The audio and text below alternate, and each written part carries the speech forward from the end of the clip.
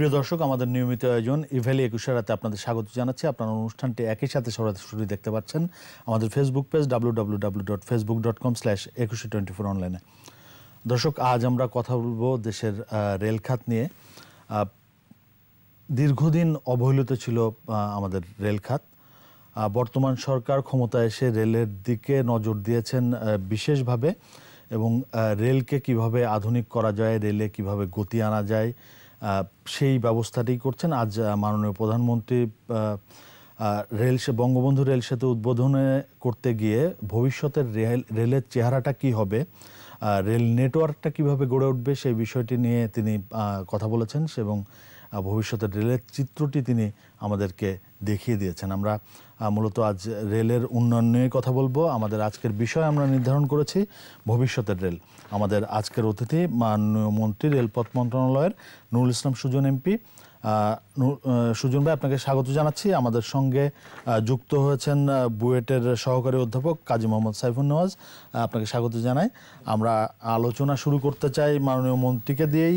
মাননীয় মন্ত্রী, আপনার কাছে জানতে চাইবো যে যোগাযোগ নেটওয়ার্ক গড়তে চান আপনারা রেলকে ঘিরেই, এবং মাননীয় প্রধানমন্ত্রী বলছেন যে বাংলাদেশ প্রাচ্য এবং পাশ্চাত্যের একটি সেতু বন্ধন হিসেবে বাংলাদেশ সেখানে থাকবে। সেই জায়গাটিতে রেলের উন্নয়ন এবং ভবিষ্যতের রেলটিকে আমরা আসলে কেমন দেখব, আপনার কাছ থেকে জানতে চাইব এবং সরকারের পরিকল্পনার বিস্তারিতটা আপনার কাছে জেনে নিতে চাই। ধন্যবাদ ২১ টেলিভিশনকে যে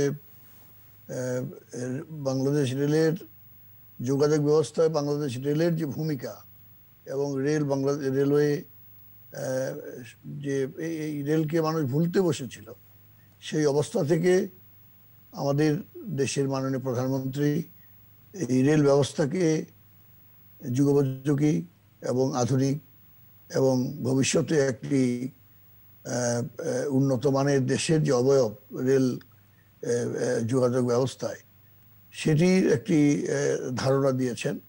এবং আপনারা অবগত আছেন যে আজকে বাংলাদেশের সব থেকে বড় সে রেল সেতু, ডেডিকেটেড রেল সেতু, সেটি হলো আপনার যমুনা নদীর উপরে বঙ্গবন্ধু শেখ মুজিব রেল সেতু। সেটি 4.8 কিলোমিটার দীর্ঘ, যেটি বর্তমান যে আমাদের বঙ্গবন্ধু যেটা সেতু আছে, সড়ক এবং রেল সেতু, এটির 300 মিটার উজানে। এটির ভিত্তিপ্রস্তর আজকে মাননীয় প্রধানমন্ত্রী দিয়েছেন সকাল 11টায়, এবং সেই অনুষ্ঠানে আমি সভাপতিত্ব করেছি। সেখানে এই কথাগুলো উঠে এসেছে। আপনারা জানেন যে এতটি পরিকল্পিতভাবে রেল ব্যবস্থার দিকে সরকারকে নজর দিতে হতো না যদি ধারাবাহিকভাবে এই অঞ্চলে আমাদের যে রেল ব্যবস্থা স্বাভাবিকভাবে যদি এটি চলমান থাকতো, আমাদের সড়ক পথের সঙ্গে, আমাদের নৌপথের সঙ্গে, অন্যান্য যোগাযোগ ব্যবস্থার সঙ্গে যদি রেল যোগাযোগ ব্যবস্থাটি একই রকম গুরুত্ব দিয়ে যদি এটির ধারাবাহিকতা আমরা বজায় রাখতে পারতাম, তাহলে হয়তো আজকে এই সরকারকে বিশেষভাবে এর প্রতি এই বর্তমানে যে আমাদের নজর, সেটিকে হয়তো দিতে হতো না। এর কারণ হলো, আপনারা জানেন যে আমরা যে অবিভক্ত যে ভারতে যে রেল ব্যবস্থা, সেটা আমরা আমাদের উত্তরাধিকারী হিসাবে আমরা সেই রেল ব্যবস্থা পেয়েছি এই অঞ্চলে। কিন্তু পরবর্তীকালে পাকিস্তান শাসন আমলে আমরা দেখেছেন যে আমাদের পূর্বাঞ্চল, এই অঞ্চলের রেল ব্যবস্থা তেমন গুরুত্ব পায়নি। এবং 1971 সালে আমাদের মুক্তিযুদ্ধের সময় আমাদের রেল ব্যবস্থা প্রায় ধ্বংসের শেষ প্রান্তে চলে গিয়েছিল, অনেক ক্ষতিগ্রস্ত হয়েছিল। সেটিকে জাতির জনক বঙ্গবন্ধু এই একটি যুদ্ধ বিধ্বস্ত দেশকে পুনর্গঠনের জন্য যখন উনি হাত দিলেন, তখন এই রেল ব্যবস্থাকেও এই পুনর্গঠনের জন্য এই যোগাযোগ ব্যবস্থাটিকে সমান গুরুত্ব দিয়ে বঙ্গবন্ধু এটি পুনর্গঠন করেছিলেন। এবং আপনারা জানেন যে মুক্তিযুদ্ধের সময় আমাদের হার্ডিন ব্রিজ, আমাদের ভৈরব ব্রিজ, আমাদের তিস্তা ব্রিজ, যেগুলি আমাদের রেল যোগাযোগ ব্যবস্থায় এগুলি বড় বড় আমাদের ব্রিজ, সেগুলি প্রায় ক্ষতিগ্রস্ত হয়েছিল ব্যাপকভাবে। অন্যান্য রেল ছোটখাটো ব্রিজ যেগুলো, সেগুলো ক্ষতিগ্রস্ত হয়েছিল। এগুলো আপনার বঙ্গবন্ধুর সময় সেগুলো পুনর্গঠন করা হয় এবং সমস্ত যোগাযোগ ব্যবস্থা রেলের আবার রেস্টোর করা হয়। কিন্তু পরবর্তীকালে দেখা গেছে যে 1975 সালে 15ই আগস্ট বঙ্গবন্ধুকে হত্যা করার পর এই রেল ব্যবস্থা অবহেলিত হয়ে পড়ে। যে সরকারগুলি ক্ষমতায় এসেছে তারা আমাদের যারা বিশ্ব ব্যাংক এবং IMF তাদের যে পরামর্শ, সেখানে এই রেল ব্যবস্থা, যোগাযোগ ব্যবস্থা গুরুত্বহীন হয়ে পড়ে এবং তারা সড়কের উপরেই সর্বাধিক জোর দিয়ে এইখানে সমস্ত ইনভেস্টমেন্ট সড়ক যোগাযোগ ব্যবস্থায় সেখানে তারা দৃষ্টি দেয় এবং যতটা সড়ক যোগাযোগ ব্যবস্থা আমাদের দেশে গড়ে উঠেছে, কিন্তু রেল ব্যবস্থা ততটাই অবহেলিত হয়েছে। আমাদের রেল যোগাযোগের আমরা সংকুচিত হয়েছে। আমাদের তোগুলো আমরা তো বর্ধিত করিই নাই, বরং আমাদের আপনার 73-74 সালে আমাদের লোকবল ছিল প্রায় 68,000 এবং তখন 7.5 কোটি মানুষ ছিল। সেই অবস্থায় আপনার এই আমাদের লোকবল ছিল রেলের। কিন্তু আজকে প্রায় 17-18 লক্ষ কোটি মানুষ, আমাদের প্রায় 50 বছর চলে গেছে। এখন সেটি আপনার 68,000 থেকে নেমে বর্তমানে আমরা 25,000 মাত্র লোকবল আমাদের রেলওয়েতে আছে। আমাদের প্রায় 12টি সেকশন, সেগুলো রেল তুলে ফেলা হয়েছে, সেখানে সড়ক করা হয়েছে এবং রেল কোনো ধরনের নতুন প্রকল্প গ্রহণ করা হয়নি। কোনো ধরনের আপনার লোকোমোটিভ, আমাদের ইঞ্জিন কেনা হয়নি, আমাদের প্যাসেঞ্জার কোচ কেনা হয়নি। আমাদের যে আপনার সাইদপুর এবং চিটাগংয়ের আমাদের যে পাহাড়তলি, যে আমাদের রেলওয়ে কারখানা, যেখানে আমাদের ওয়াগন, আমাদের প্যাসেঞ্জার কোচ, এগুলো আমাদের সেখানে আমরা পুনর্বাসন করতে পারতাম, সেগুলো সেটা তৈরি করতে পারতাম এবং নূতন এবং যেগুলো পুরানো সেগুলো আবার আমরা সেটা রিপেয়ারিং করতে পারতাম। সেখানে সাইদপুরে প্রায় 10,000 মতো আপনার সেখানে ওয়ার্কার ছিল, সেখানে এখন মাত্র 1400 এবং পার্বতীপুরে থেকে একই রকম চেহারা। ফলে রেল এবং পরবর্তীকালে 2090-91 সালে বিএনপি এবং জামাত সরকারের সঙ্গে সময় প্রায় 10,000 দক্ষ আমাদের কর্মকর্তা, আমাদের যারা রেল পরিচালনার সঙ্গে জড়িত, লোকোমোটিভ মাস্টার, বিভিন্ন পদের, তাদেরকে গোল্ডেন হ্যান্ডশেক দিয়ে তাদেরকে রেল থেকে তাদেরকে বিদায় করে দেওয়া হয়েছে। কাজে রেল কিন্তু একটি ব্যবস্থাপনা, এটা কি রেল নিজে চলতে পারে, এটাকে চালাইতে হয়। কিন্তু সে জায়গায় আপনার এই সমস্ত কারণে আপনার রেল প্রায় ধ্বংসের শেষ প্রান্তে চলে গিয়েছিল। সেখান থেকে আজকে আমাদের মাননীয় প্রধানমন্ত্রী যখন 2096 সালে যখন ক্ষমতায় আসেন, তখন এই যে প্রাইভেটাইজেশনের জন্য যে পদক্ষেপগুলো ছিল, এগুলো বন্ধ করেছিলেন এবং দ্বিতীয়বারের মতো যখন ক্ষমতায় আসেন 2009 সালে, তখন 11 সালে আলাদা রেল মন্ত্রণালয় গঠন করার মধ্য দিয়ে আজকে ধীরে ধীরে বিভিন্ন প্রকল্প গ্রহণ করা, নতুন লোকোমোটিভ, এবং আজকে আপনারা দেখেছেন যে আমরা যে প্রকল্পগুলো আমি আপনার যেমন আপনার নতুন করে আমরা চিটং থেকে দোহাজারী থেকে কক্সবাজার পর্যন্ত নতুন রেল লাইন হচ্ছে। তারপরে আপনার ঢাকা থেকে আপনার যশোর পর্যন্ত 172 কিলোমিটার যে পদ্মা লিঙ্ক, সেটির কাজ চলমান আছে পদ্মা সেতুর উপর দিয়ে। যশোর পর্যন্ত যাবে 172 কিলোমিটার। আমাদের খুলনা পর্যন্ত রেল ব্যবস্থা ছিল, সেটা মংলা পর্যন্ত সেই রেল ব্যবস্থা সম্প্রসারিত হচ্ছে। এবং আপনারা জানেন যে আমাদের এই যে আমাদের রেল ব্যবস্থা পশ্চিমাঞ্চলে ব্রড গেজ এবং পূর্বাঞ্চলে মিটার গেজ, এবং ভারত সহ অন্যান্য দেশ তারা সমস্তগুলোই তাদের রেল ব্যবস্থা ব্রড গেজ করে ফেলছে। কাজে তাদের সঙ্গে যদি আমাদের যোগাযোগ ব্যবস্থা এক পার করতে হয়, তাহলে আমাদের রেল ব্যবস্থাকে আমাদের ব্রড গেজে রূপান্তর করা দরকার। সেটি আমরা পরিকল্পনা যে সেই পদক্ষেপ আমরা গ্রহণ করেছি। আপনার এই যে নূতন ব্রিজ আজকে বঙ্গবন্ধু সেতু, এটি হলে পশ্চিম এবং উত্তরাঞ্চলের সঙ্গে, উত্তর এবং পশ্চিমাঞ্চলের সঙ্গে একটি নিবিড় একটি রেল ব্যবস্থা আমাদের গড়ে উঠবে। এছাড়া আপনারা জানেন যে আমরা ডাবল লাইন প্রকল্প নিয়েছি চিটং, ঢাকা থেকে চিটং পর্যন্ত, এবং এগুলো একই সঙ্গে আমরা ব্রড গেজ ডুয়েল গেজ করতেছি। কমলাপুর থেকে আমরা টঙ্গী পর্যন্ত থার্ড লাইন, ফোর্থ লাইন, এখন 2টা লাইন আছে, তো তৃতীয় এবং চতুর্থ লাইন আমাদের করতেছি। আমাদের টঙ্গী থেকে জয়দেবপুর পর্যন্ত আমাদের সিঙ্গেল লাইন, এটাকে আমরা ডাবল লাইন করতেছি। আমাদের জয়দেবপুর থেকে আমাদের ঈশ্বরদী পর্যন্ত আমরা ডাবল লাইন করতেছি। আমরা ঈশ্বরদী থেকে ময়মনসিংহ হয়ে জামালপুর পর্যন্ত আমরা সিঙ্গেল লাইন আছে, এগুলোকে ডাবল লাইন করতেছি। এছাড়াও আপনারা জানেন যে আমাদের আপনার এই খুলনা থেকে আমাদের দর্শনা পর্যন্ত আমরা ডাবল লাইন করতেছি। আমাদের সিরাজগঞ্জ হয়ে বগুড়া পর্যন্ত এই দিক দিয়ে নতুন একটি রেল লাইন আমরা করতে যাচ্ছি, সেটা ডুয়েল গেজ লাইন হবে। আমরা পার্বতীপুর থেকে কাউনিয়া পর্যন্ত সেখানে আমরা ডুয়েল গেজ করতেছি। এভাবে গোটা বাংলাদেশেই আমরা রেল ব্যবস্থাকে আমরা অবকাঠামোগত দিক থেকে আমরা সম্প্রসারণ করতেছি। এখানে ভাঙ্গা থেকে আপনার কুয়াকাটা পর্যন্ত পায়রা বন্দর হয়ে এই প্রকল্পগুলো ইতিমধ্যে আমরা হাতে নিয়েছি এবং আমরা হাই স্পিড ট্রেন সেটিও আমাদের পরিকল্পনার মধ্যে আছে।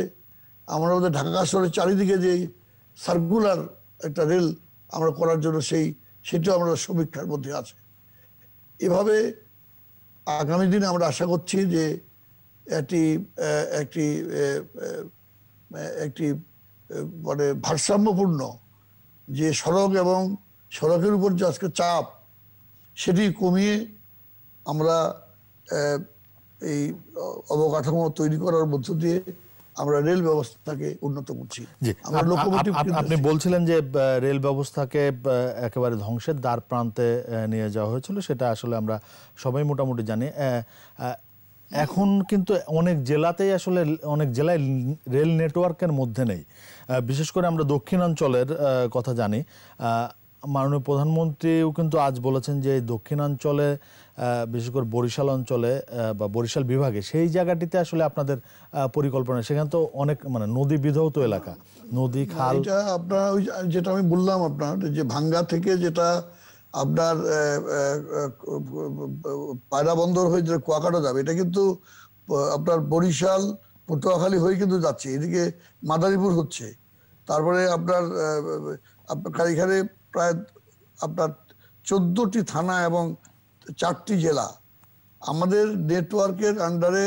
আপনার কেবলমাত্র আমরা যে পরিকল্পনা নিয়েছি ভোলা এবং পার্বত্য চট্টগ্রাম ছাড়া আমাদের সমস্ত জেলাগুলি আমাদের এই নেটওয়ার্কের আন্ডারে। আমাদের বর্তমান যে পরিকল্পনা, এই পরিকল্পনার মধ্যেই সেগুলি সবগুলি আসছে। জি, কিন্তু এই পরিকল্পনা বাস্তবায়ন হতে আসলে আমরা কবে নাগাদ এই চিত্রটি দেখতে পাবো?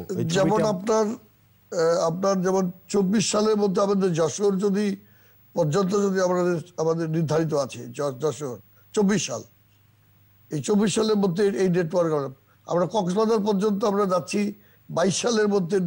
আপনার জুন মাসের মধ্যে এটা শেষ হয়ে যাওয়ার কথা, যত ঢাকার থেকে কক্সবাজার পর্যন্ত আমরা জুন মাসের মধ্যেই আমরা ট্রেন চলাচল করতে পারবো। আমরা যদি ধরে নেই আরো 6 মাস হাতে নেই, তাহলে ডিসেম্বরের মধ্যেই আমরা 22 সালের মধ্যে, অর্থাৎ 22 সালের মধ্যে আমরা ঢাকা থেকে কক্সবাজার পর্যন্ত আমরা ট্রেন অপারেশন করতে পারবো।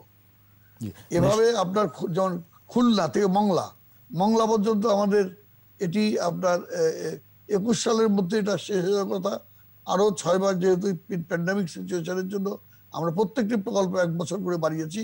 সেটা আমরা ধরলাম যে 22শে জুন, 22শে জুনের মধ্যে আমাদের এই মংলা পর্যন্ত আমাদের রেল যোগাযোগ স্থাপিত হচ্ছে। কাজেই ওখানে বাগেরহাটও চলে আসতেছে, তারপরে খুলনা তো আছেই। কাজেই এই যে এই গোপালগঞ্জ, আপনার নড়াইল, এগুলো সবই কিন্তু এই যশোর যে যাচ্ছে যে রেল লাইনটি, এটার সঙ্গে এবং ভাঙ্গা থেকে যদি আমরা বরিশাল, পটুয়াখালী এবং কুয়াকাটা পর্যন্ত যায়, তাহলে কিন্তু এই সমস্ত ওই অঞ্চলের কেবলমাত্র ভোলা ছাড়া সবগুলো জেলায় কিন্তু এই রেল নেটওয়ার্কের আওতায় আসছে। জি, আপনি আমাদের সাথে সংযুক্ত থাকুন, আবারও আসবো আপনার কাছে। আমি যেতে চাই কাজী মোহাম্মদ সাইফুন নাজের কাছে। আপনি নিশ্চয়ই মাননীয় মন্ত্রী মহোদয়ের আলোচনা শুনলেন, এটি নিশ্চয়ই আমাদের একটা আশার বাণী। আপনি সড়ক নিয়ে কাজ করেন, আপনি রেল যোগাযোগ নিয়েও কাজ করেন। আপনার কাছে জানতে চাইব, নিশ্চয়ই এই যে এই রেল নেটওয়ার্কের মধ্যে সারা দেশকে আনা, এটা সড়কের উপরে চাপটা কম পড়বে, আমাদের যে সড়ক যোগাযোগ ব্যবস্থাপনা সেই জায়গাটি থেকে একটু আমরা রেলের দিকে আসলে দুর্ঘটনার ক্ষেত্রেও নিশ্চয়ই আরো সিচুয়েশনটা অনেক উন্নত হবে। সেই জায়গাটিতে আপনার দৃষ্টি কি থাকবে এবং আপনার বিশ্লেষণ কি থাকবে? ধন্যবাদ। আসলে পৃথিবীতে বা প্রতিটি দেশে যোগাযোগ মাধ্যমগুলোর ভিতরে সবচেয়ে বেশি ইম্পর্টেন্সটা যেই যোগাযোগ মাধ্যমটা পায় সেটা হচ্ছে রেল। এছাড়াও কিন্তু রোড রয়েছে, ওয়াটারওয়ে রয়েছে, এয়ারওয়ে রয়েছে। কেন পায়? রেলটার একটা বড় সুবিধা হচ্ছে যে চাইলে কিন্তু আমরা আমাদের যখন চাপ বাড়ে সড়কে, চাইলে কিন্তু রাস্তা তৈরি করে ফেলা যায় না, কিন্তু ট্রেনে চাইলে বা রেল নেটওয়ার্কে চাইলে কোচ বৃদ্ধি করে কিন্তু চাপটা সামাল দেওয়া যায়। সেকেন্ড যে ব্যাপারটা হচ্ছে সড়কে কিন্তু দেখা যাচ্ছে যখন আপনার একটা ফেস্টিভ্যাল সময় আসবে বা যখন চাপ বাড়বে তখন গতি কমে যায়। বাট চাইলে কিন্তু যদি আমার ইঞ্জিনটা লোকোমোটিভটা যদি আমার ভালো থাকে, আমি কিন্তু চাইলে এখানে 60, 70, 80 পর্যন্ত আমি গতি দিতে পারি। অর্থাৎ সুবিধাগুলো কিন্তু আমরা ট্রেন সবচেয়ে বেশি দেয় বলে ইম্পর্টেন্সটা সবচেয়ে বেশি।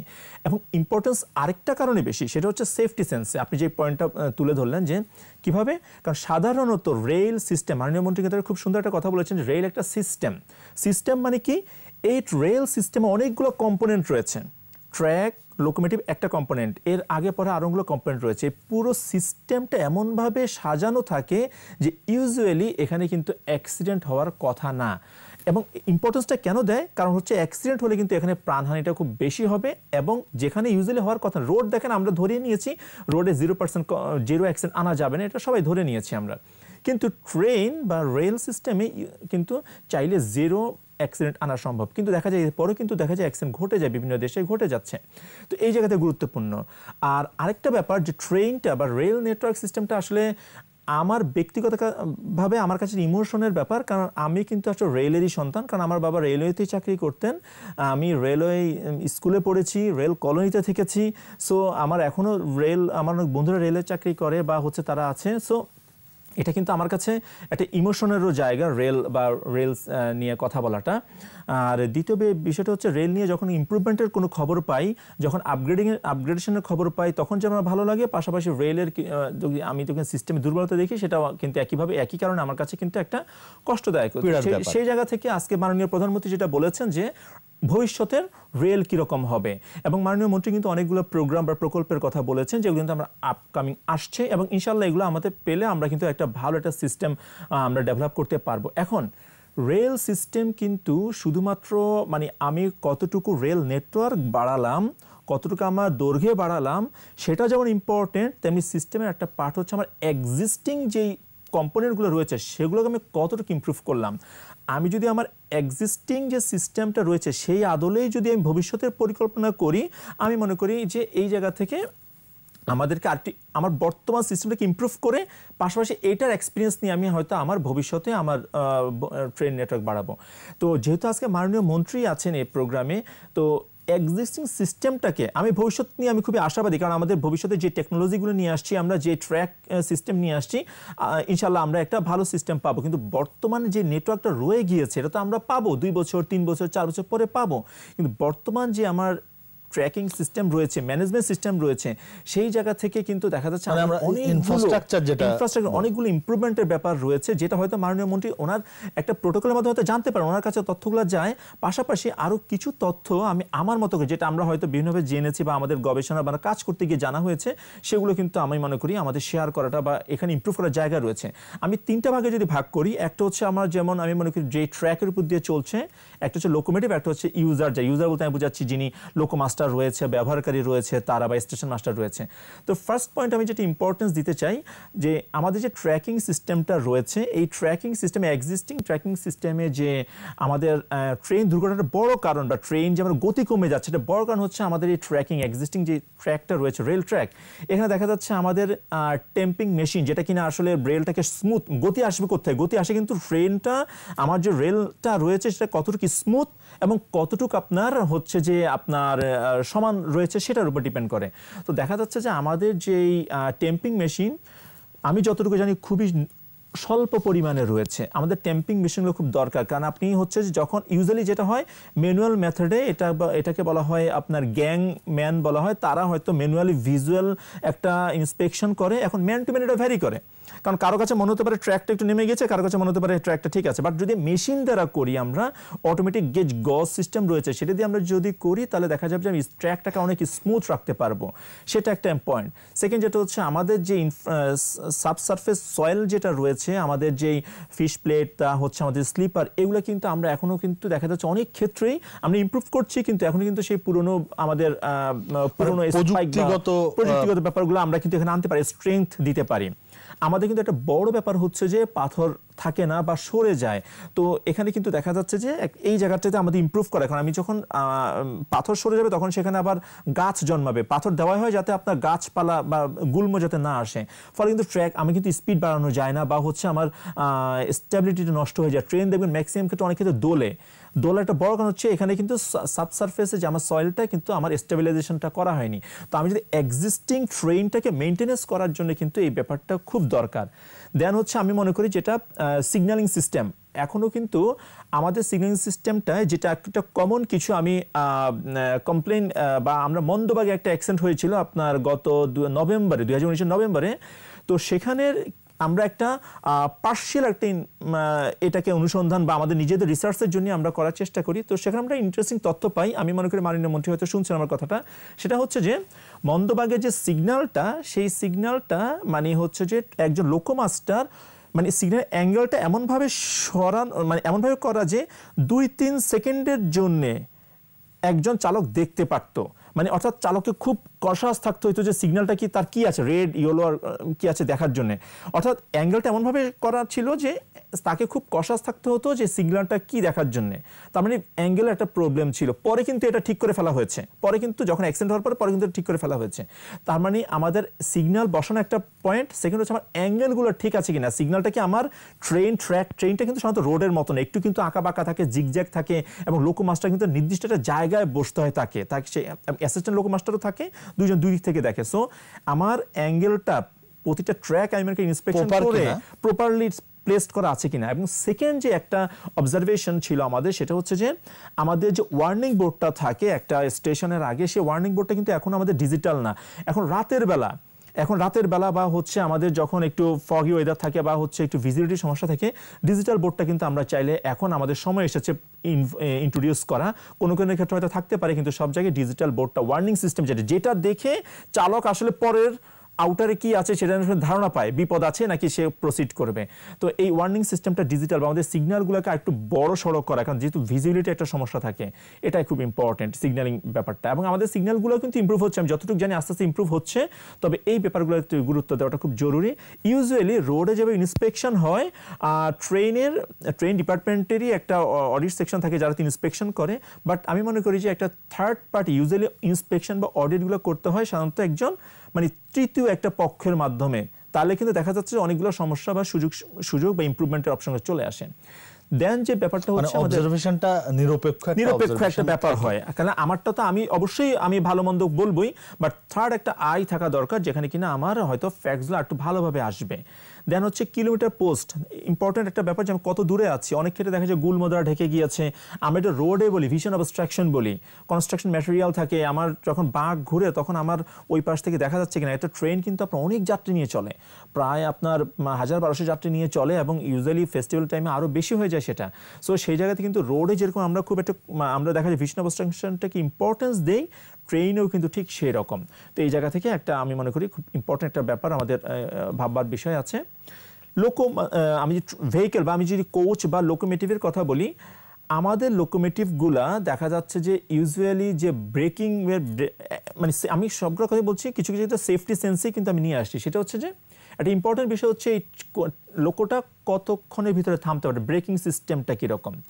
তো ইউজুয়ালি দেখা যাচ্ছে যে 2 টাইপের ব্রেক হয়, এয়ার এবং ভ্যাকুয়াম। এয়ারটা তুলনামূলক ভালো, 19 সেকেন্ডে একটা গাড়ি ব্রেক করতে পারে, আর ভ্যাকুয়াম হলে সেটা প্রায় 26 সেকেন্ডের মতো প্রয়োজন হয়। এটা নতুন অবস্থায়, কিন্তু পুরনো যখন আমি এটা 2 বছর হয়ে গেল, 3 বছর হয়ে গেল, 30 বছর হয়ে গেল, এই ব্রেক টেস্টটা রেগুলার হয় না। এটা ব্রেক টেস্টটা রেগুলার করা প্রয়োজন, কারণ আসলে 19 সেকেন্ডে থামছে আমার কি 800 গজ দূরে গিয়ে থামছে নাকি এটা এখন 1200 গজ দূরে গিয়ে থামছে, এই টেস্টিং গুলা কিন্তু আমাদের রেগুলার করা প্রয়োজন। কিন্তু প্রযুক্তি তো আরো এগিয়েছে। প্রযুক্তি ব্যাপারটা আমি তো পরের সেশনে যদি আমি সুযোগ হয় বলবো যে আসলে আমরা কি করতে পারি। এক্সিস্টিং যে ব্যাপারগুলোতে আমাদের যেহেতু মাননীয় মন্ত্রীকে আমরা পেয়েছি এখন, যে কিছু কিছু ব্যাপার হয়তো উনিও জানেন নিশ্চয়ই কোথায় আমাদের একটু বেশি নজর দেওয়া প্রয়োজন, সেই ব্যাপারটা আমি তুলে ধরছি। দেন হচ্ছে আমাদের কোচের যে সাধারণত একটা অ্যাক্সিডেন্ট হলে একটু খেয়াল করে দেখবেন, আমাদের একটা গাড়ি যখন ঢাকা থেকে চট্টগ্রাম যায়, ইঞ্জিনটা যে মাথায় থাকে এরপর ঘুরে চলে আসে। সাধারণত আমরা অ্যাক্সিডেন্ট ইনভেস্টিগেশনগুলো করে দেখেছি, ট্রেনে যেটা দেখেছি, ইঞ্জিনের ইউজুয়ালি অ্যাক্সিডেন্ট হয় কিন্তু ইঞ্জিনের সাথে ইঞ্জিনের একটা অ্যাক্সিডেন্ট হয় বা উল্টে পড়ে যায়। এরপরে ইঞ্জিনের পরের বগিতে সাধারণত প্যাসেঞ্জার কার যদি থাকে তারা রিস্কে থাকে অ্যাক্সিডেন্টের ক্ষেত্রে।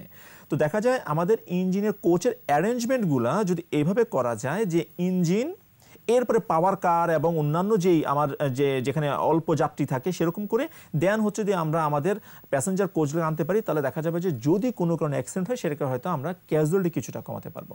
এটা একটা ইম্পর্টেন্ট পয়েন্ট। দেন হচ্ছে যে আমার যেই আরও এখন কিন্তু ভালো মানের কিন্তু লোকোমোটিভ চলে আসছে, ইঞ্জিন চলে আসছে, সেটা একটা বড় একটা কিন্তু আমাদের ব্যাপার রয়েছে। এবং থার্ড যে ব্যাপারটা, এটা খুবই ইম্পর্টেন্ট, যারা চালাচ্ছে একজন লোকোমাস্টার বা তাদের মাননীয় মন্ত্রী আপনি একটু খেয়াল করবেন যে তাদের যে রানিং রুম থাকে, একজন আপনার কি বলবো একজন লোকোমাস্টার যখন সে আপনার কোথাও যায়, ঢাকা থেকে ফর ইনস্ট্যান্স চট্টগ্রাম গেল, কোথাও গেল, তাদের যে রেস্টিং প্লেস এটাকে ইমপ্রুভমেন্ট করার প্রয়োজন। আপনি দেখবেন যে সড়কে কিন্তু মাননীয় প্রধানমন্ত্রী রেস্টিং প্লেসের বিষয়ে খুব গুরুত্ব দিচ্ছে চালকদের। ঠিক একই ব্যাপার আপনার ট্রেনে কিন্তু দেখা যাচ্ছে যে তাদের যে রানিং রুমটা রয়েছে, লোকাল ভাষায় রানিং রুম বলে, যেখানে চালকরা এসে আপনার রেস্ট নেয়, হয়তো 3 ঘন্টা পরে সে আরেকটা জার্নি স্টার্ট করবে। তো ওই রানিং রুমের অবস্থা খুবই খারাপ। এখানে দেখা যাচ্ছে যে 10 জন 15 জন মিলে একসাথে যখন থাকে, একজনের যখন ওয়্যারলেসের জন্য আরেকজন ঘুম ভেঙে যাচ্ছে, পর্যাপ্ত স্পেসটা নেই। এই জায়গাতে খুব ইম্পর্টেন্ট, যেহেতু আমাদের জায়গা রয়েছে, সড়কের সমস্যা হচ্ছে জায়গা নেই, জায়গা করতে হয়, যেহেতু আমার ইনফ্রাস্ট্রাকচার রয়েছে, আমার ইমপ্রুভমেন্টটা করার প্রয়োজন। এবং পাশাপাশি হচ্ছে যে যারা এখানে আপনার ট্রেনটা চালাচ্ছে, তাদের যে ম্যানুয়াল বইটা আছে, আমি ম্যানুয়াল বইটা দেখার আমার সুযোগ হয়েছে, এটা হচ্ছে ম্যানুয়াল বইটা ব্রিটিশ লতেই আপনার এখনো চলছে।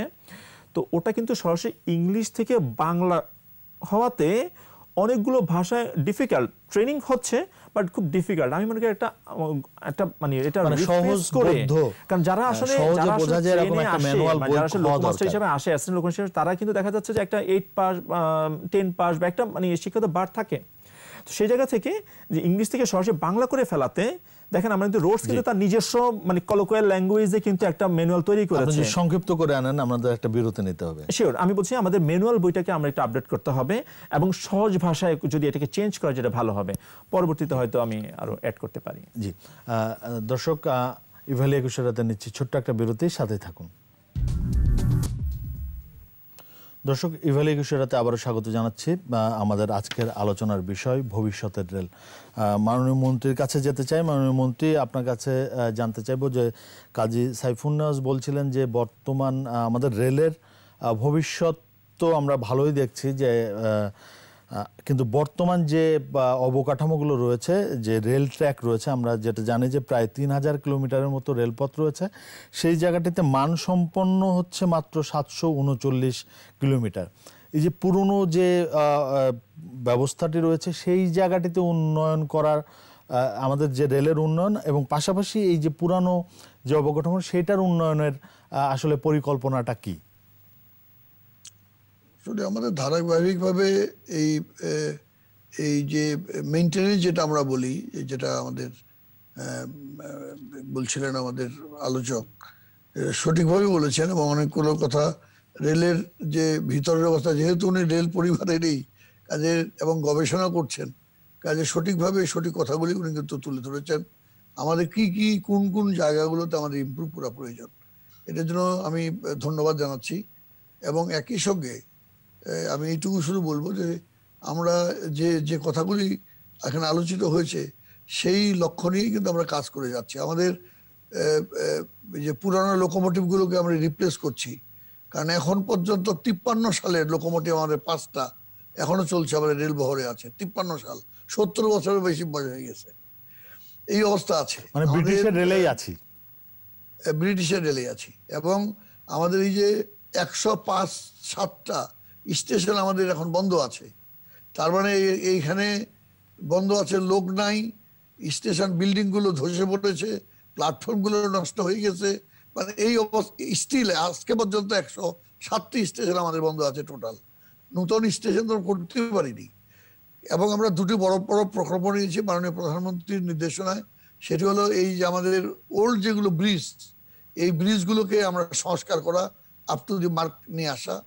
রেলওয়ে যে ট্র্যাকগুলো আছে সেই ট্র্যাকগুলোকে আমাদের 100 কিলোমিটার যাতে গতি সম্পন্ন আমরা করতে পারি সেই উপযোগী করে গড়ে তোলা। তো সব থেকে যেটা প্রবলেম আমাদের, সেটা হলো আমাদের দেশে ঘনবসতিপূর্ণ আমাদের দেশ, আমাদের এত রেল ক্রসিং, এই রেল ক্রসিংগুলোর জন্য আমাদের অনেক বাধা তৈরি হয়, অনেক অ্যাক্সিডেন্ট হয় এবং অনেক বৈধ অবৈধ আপনার এই রেল গেট আমাদের এই রেল এই আপনার টোটাল নেটওয়ার্কের মধ্যে আছে। আমরা সব থেকে যেটা বেশি প্রয়োজন আমাদের এখন ডাবল লাইন, কারণ সিঙ্গেল লাইনে একে লাইনের উপর দিয়ে যদি ট্রেন যাওয়া আসা করে তাহলে ট্রেনকে আপনাকে সাইড দিতে হয়, একই স্টেশনে গিয়ে আপনাকে অপেক্ষা করতে হয়। কাজে আপনার নিরবিচ্ছিন্ন যদি আমরা ট্রেন আমরা যদি পরিচালনা করতে চাই এবং আমাদের দুর্ঘটনা আমরা এড়াতে চাই, তাহলে অবশ্যই আমাদের ডাবল লাইন করতে হবে, একদিকে যাবে একদিকে আসবে, যেটি এখন সময়ের দাবি। কাজে আমরা সেই দিকে ইতিমধ্যে দৃষ্টি দিয়েছি। আমরা চিটং পর্যন্ত আমাদের ডাবল লাইন, আমরা এই যে 3rd লাইন 4th লাইন করতেছি, এরপরে জয়দেবপুর পর্যন্ত ডাবল লাইন করতেছি, ঈশ্বরদী পর্যন্ত ডাবল লাইন করতেছি। আমরা যে ব্রিজটি করতেছি, যে ভিত্তি দিলাম বঙ্গবন্ধু রেলওয়ে ব্রিজ, সেটি কিন্তু ডুয়েল গেজ ডাবল লাইন। কাজেই যতক্ষণ পর্যন্ত আমাদের রেল নেটওয়ার্ক ডাবল লাইনে আমরা রূপান্তর করতে না পারছি, ততক্ষণ পর্যন্ত কিন্তু আমাদের রেলের যে এই যে অ্যাক্সিডেন্টের কথা আসতেছে, এটির ঝুঁকি কিন্তু থেকে যাচ্ছে। এবং আপনার রেলের যে আমাদের যে গতি, শিডিউল বিপর্যয়, সেটিরও কিন্তু আশঙ্কাটা আমাদের থেকে যাচ্ছে।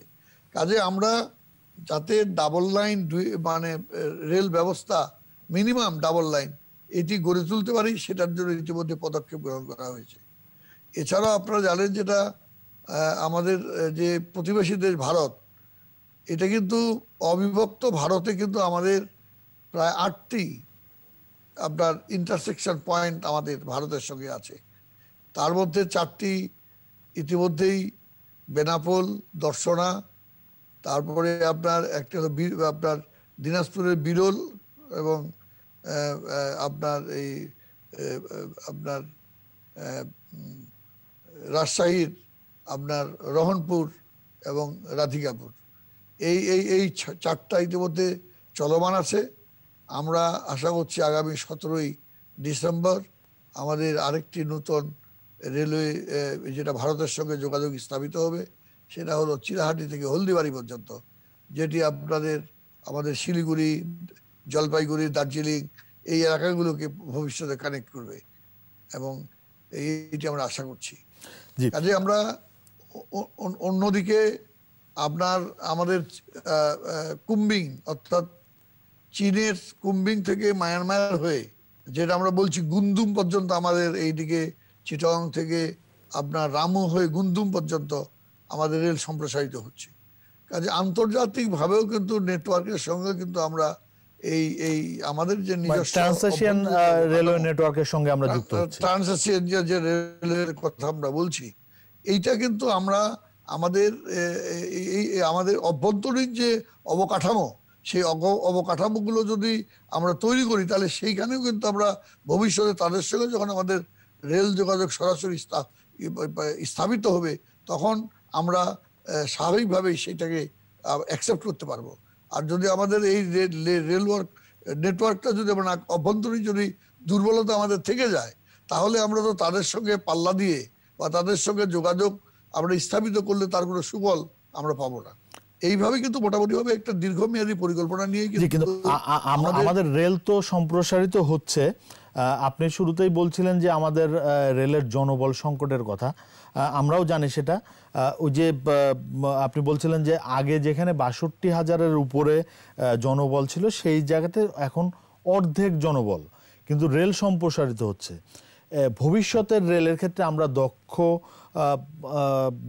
দক্ষ কর্মী, রেল কর্মী আসলে কিভাবে তৈরি করতে পারবো এবং সেই পরিকল্পনাটা কি? আর আধুনিক প্রযুক্তি, আমরা আসলে একটি আধুনিক প্রযুক্তির রেল ব্যবস্থাপনা দেখতে চাই, সেই জায়গাটিতে কিভাবে জোর দিচ্ছেন?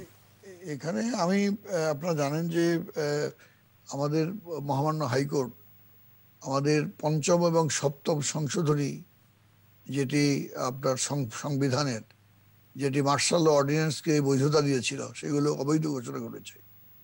এবং আমাদের রেলের যে নিয়োগ বিধি, যেটা 1985 সালে এরশাদ সাহেবের সময় মার্শাল অর্ডিন্যান্সের মাধ্যমে এই নিয়োগ বিধিটি জারি করা হয়েছিল, সেটা অবৈধ হয়ে গেছে।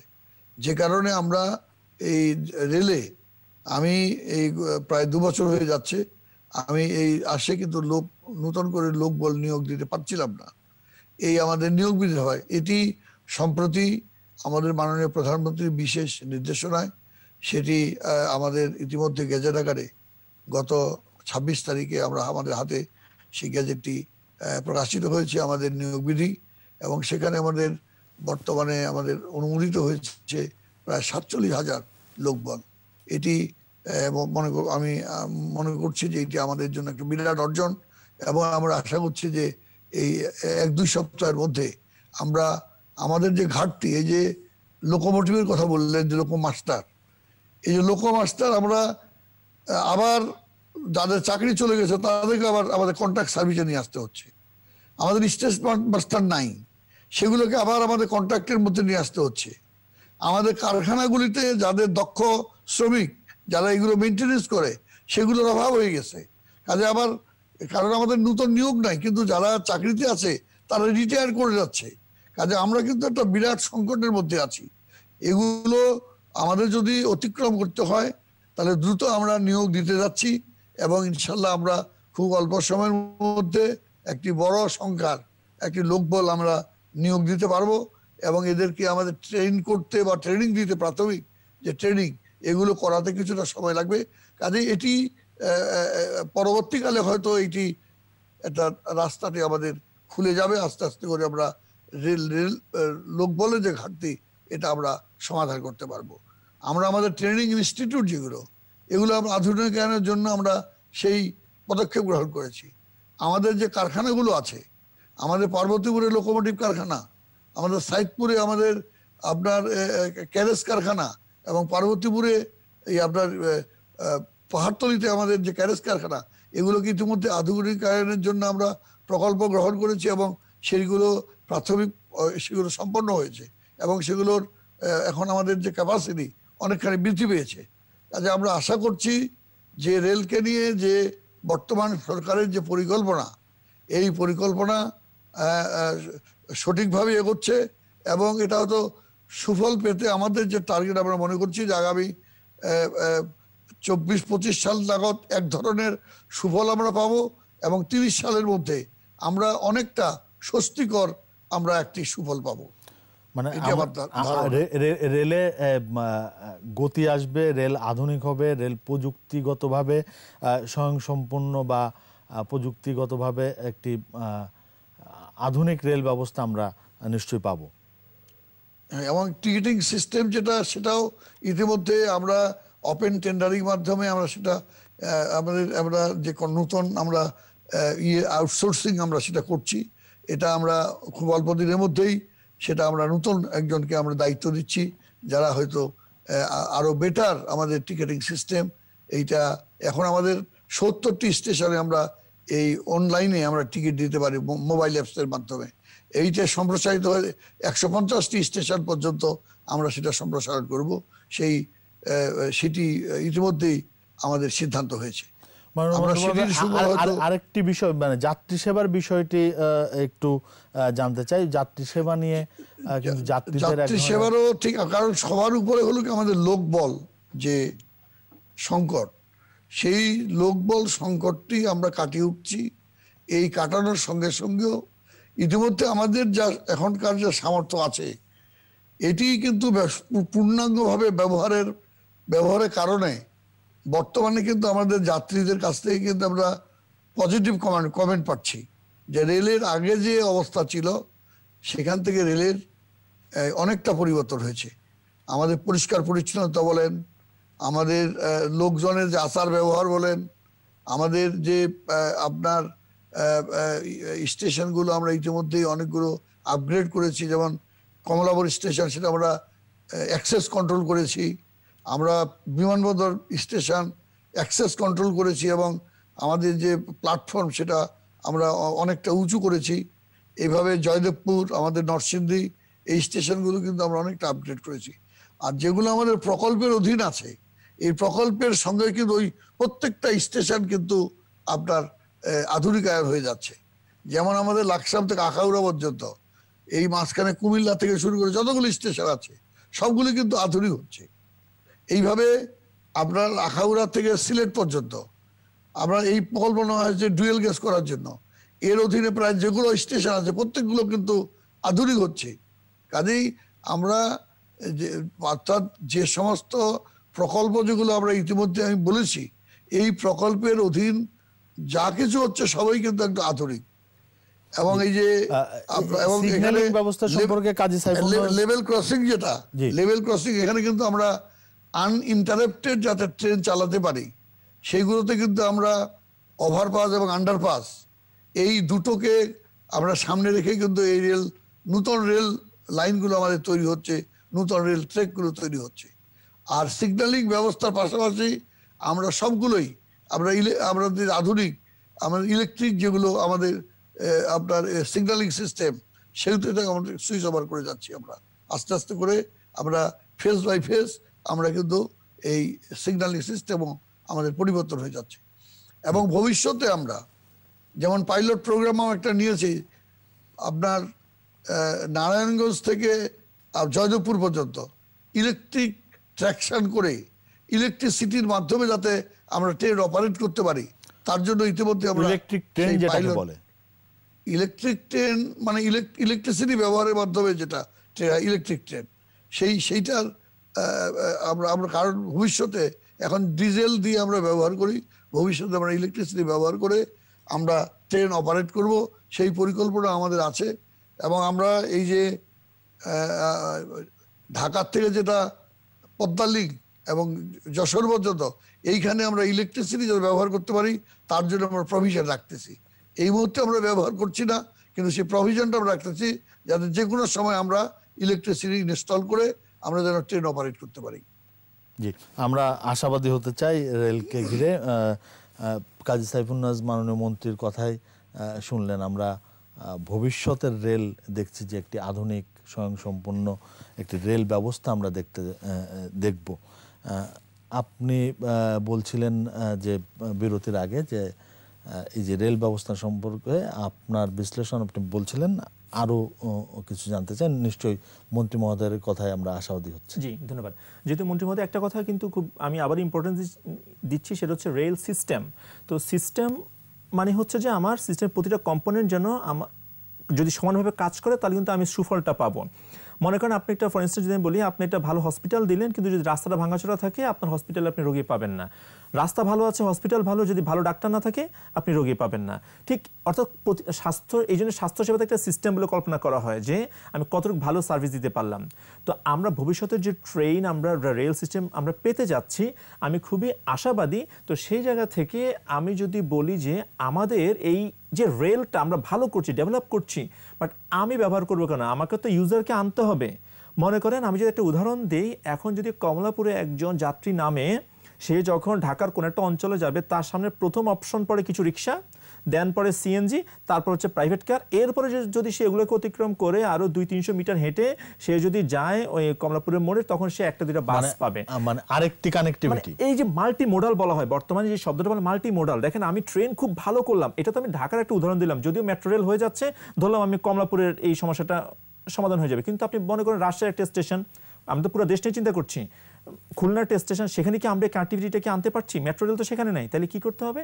আমাদের একজন যাত্রী সাধারণত ট্রেনে চড়ে কারা একটু ধারা মধ্যবিত্ত থেকে লোয়ার মিডল ক্লাস, যারা একটু চায় যে একটু কিছু সেভিংস করতে, তো তারা কিন্তু দেখা যাচ্ছে যখন নেমে তাদের সব অপশনগুলো থাকতে হবে। এই অপশন যদিগুলো না থাকে, যদি শুধুমাত্র কস্টলি কিছু অপশন থাকে, মনে করেন রিক্সা বা সিএনজির মতো ব্যাপার, দেখা যাচ্ছে তখন সে রোডটাকে আবার বেছে নেয়। কারণ কি, রোডে সে ডোর টু ডোর যেতে পারে। তো আমি যদি ট্রেনের এই যে গ্যাপটা রয়েছে স্টেশন থেকে নেমে সেই জন্য সাথে সাথেই একটা লো কস্ট ইজিলি এবং রিলায়েবল একটা মোড যদি পায়, এটা আমাদের আনতে হবে। তাহলে এখন যে রেলের যে প্রজেক্টগুলো চলছে, আমি মনে করি যদি রেল প্রজেক্টের সাথে ইন্টিগ্রেটেড করে আমার স্টেশনের সাথেই এই প্রকল্পের মাধ্যমে আমি একটা মাল্টিমডাল একটা হাব তৈরি করে ফেলতে চাই, তাহলে কিন্তু দেখা যাবে যে আমরা যে ইমপ্রুভ করছি, আমি কিন্তু অনেক যাত্রী পাবো, যাত্রীকে আমি আকর্ষণ করতে পারবো। আদারওয়াইজ কিন্তু দেখা যাচ্ছে যে আমি আনার পরে যখন যাত্রী একটু সমস্যা ফেস করবে, আবার দেখে কিছু শিফট করে যাবে অন্য মোড়ে। তো এইটা আমি মনে করি যে হয়তো দেখাটা খুব জরুরি। দেন হচ্ছে এখন শীতকাল আসছে, এটা খুব ইম্পর্টেন্ট একটা ব্যাপার যে শীতকালে কিন্তু ট্রেনের অ্যাক্সিডেন্টের সংখ্যা মানে হলে কিন্তু দেখবেন এই নভেম্বর ডিসেম্বর দিকে বেশি হয়। একটা বড় কারণ হচ্ছে ফগি একটা ওয়েদার থাকে, ফগি ওয়েদারে সিগন্যাল আউটশুট করে ফেলে, তারপর দেখা যায় অ্যাক্সিডেন্ট হয়ে যায়। তো এখন এই ফগি ওয়েদারে দেখা যায় স্টেশনে কিন্তু এই যে ভিজুয়াল টেস্টিং অবজেক্ট বা ভিজুয়াল টেস্টিং পয়েন্ট থাকে, যেটা কিনা স্টেশন মাস্টার দায়িত্ব হচ্ছে সেটা একটু চেক করে নেওয়া যে 200 গজ দূর থেকে অবজেক্টটা দেখা যাচ্ছে কিনা। তো এটা দেখা যাচ্ছে সারা বছর মেনটেন্যান্স না করার কারণে দেখা যাচ্ছে যে অনেক ক্ষেত্রেই অনেক স্টেশন নাই, অনেক স্টেশনে দেখা যায় মেনটেন্যান্স হয় না। এটা যেহেতু সময়টা আমাদের এখন শীতকাল আসছে, কুয়াশার একটা ব্যাপার রয়েছে, এগুলোকে একটা মেনটেন্যান্স করাটা খুব দরকার। পাশাপাশি একজন স্টেশন মাস্টার তার একটা দায়িত্বই থাকে, কিন্তু দেখা যাচ্ছে যে আপনার বেলা প্রায় 4টা নাগাদ সে একটা টাইমিংটা অ্যাডজাস্ট করে নেয় এবং তার আউটার টু আউটার তার যে রেল যে সীমাটা সেটা সে ইন্সপেকশন করে। তো এটা অনেক ক্ষেত্রে দেখা যাচ্ছে যে রেগুলার কাজ, তো অনেক সময় দেখা যায় একটু সে হয়তো ঠিক মতো সেটা করে না। বাট এই জায়গাতে আমি খুব গুরুত্ব দিতে হবে আমাদেরকে, এই বিষয়ে মাননীয় মন্ত্রী অবশ্যই পদক্ষেপ নিতে পারবেন যে আসলে যেন তার যে স্টেশন সীমায় সেই জন্য অবশ্যই ইন্সপেকশন করে আপ টু ডেট রাখে। এবং ফগি ওয়েদারের জন্য যেহেতু আমাদের এই অবজেক্ট এবং টেস্টিং পয়েন্ট ঠিক আছে এটা ঠিক আমরা অ্যাডজাস্ট করতে পারি। দেন যে আমার ব্যাপারটা রয়েছে সেটা লেভেল ক্রসিং, খুব ইম্পর্টেন্ট একটা কথা বলেছেন মাননীয় মন্ত্রী। লেভেল ক্রসিং আমাদের প্রচুর আনওয়ান্টেড বা আনঅথরাইজ লেভেল ক্রসিং কিন্তু আমাদের রয়ে গেছে বা চলে আসছে।